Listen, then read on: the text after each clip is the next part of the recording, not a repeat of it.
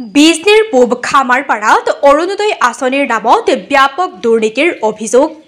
চিৰাং জিলাৰ বিজনীৰ পূব খামাৰপাৰাত দেওবাৰে নিশা স্থানীয় পুৰুষ মহিলাৰ প্ৰতিবাদ।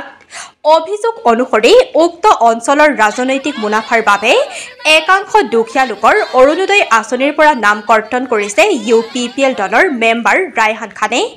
ৰায়হান খানে কৈছে, যদি UPPL দলত যোগদান কৰে তেতিয়াহ'লে অৰুণোদয় আঁচনি পাব বুলি অভিযোগ কৰে স্থানীয় লোকে।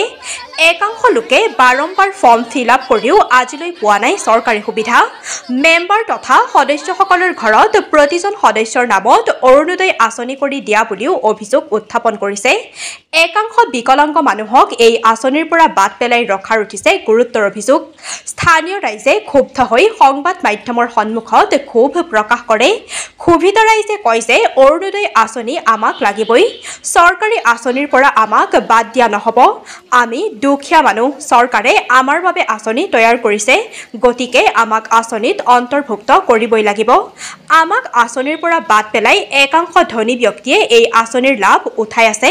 চৰকাৰক এই আঁচনিৰ বাবে তদন্ত কৰিবলৈ ক্ষুব্ধ ৰাইজে আহ্বান জনায়। News desk, Bijni first 24।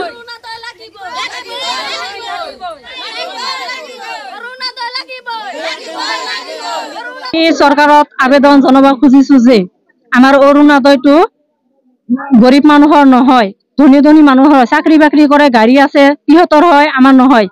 হাজিৰা কৰা মানুহ আৰু এক ঘৰতে দুটা ঘৰ হয়, আমাৰ একটাও নহয়। কিয়তে নহয়? চৰকাৰে মানা কৰিছে নেকি আমাক? আৰু UPPLক জইনিং হলে বোলে আমাক অৰুণোদয় কৰি দিব, নহলে নিদিব, এইগোও কৈছে। আৰু কিবা আলিমক ফৰম আহিলে, অৰুণোদয় ফৰম আহিলে ঘৰৰ ভিতৰত জানলা দৰজা সব মাৰি দিয়া তাৰপৰ পিছত অৰুণোদয় ফৰ্ম ফিল আপ কৰে, আমাক তাতে যাবাই নিদিয়ে। কিয় এনেকা কিয় কৰে এইটো আমি আপোনালোকক ক'ব বিচাৰিছো।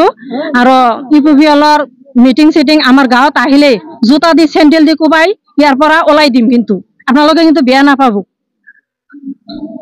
অৰুণোদয় লৈ কেইটামান আমাৰ গাঁৱৰ মানুহ আছে, মেম্বাৰ প্ৰেচিডেণ্ট যিহেতু বনাইছে UPPLৰ, সেইবিলাকে ঘৰত বহি 12টা-1টা বজাত ঘৰৰ ভিতৰত বহি ফৰ্ম ফিল আপ কৰি তেওঁলোকৰ নিজৰ নিজৰ মানুহবিলাকৰ নাম ভৰাই দিছে। বাকী গাঁৱৰ যিমান মানুহ বিধৱা আছে, বিকলাংগ আছে, এইবিলাকৰ নাম কাটি দিছে। কাটি দি তেওঁলোকৰ ধনী ধনী মানুহ নাম দিছে, চাকৰি আছে, কোনোবা তাৰ চাকৰিৰ পেঞ্চন হৈছে, সেইবিলাকৰ মানুহৰো নাম আহিছে। আমি লিষ্টটো চাইছো ওলাই লগে লগে, এই ভাল ভাল মানুহৰ নাম আহিছে, গৰীব দুখীয়া মানুহৰ একজনৰো নাম অহা নাই। একদম এই আমাৰ সন্মুখতে একজন থিয় হৈ আছে, তাৰ একো কাম কৰিব লগা মানুহেই নাই, এওঁৰ নাম কাটি দিছে।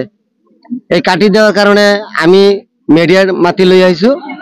আমি সরকারক জনাব খুজিছো যে এই গরিব দুখীয়া মানুহ, বিধবা আৰু বিকলাং মানুহৰ যিমান আছে সেইবিলাকৰ অৰুণোদয় হয় যেন, এইখিনি কৈ মোৰ বক্তব্য সামৰণি মাৰিলো।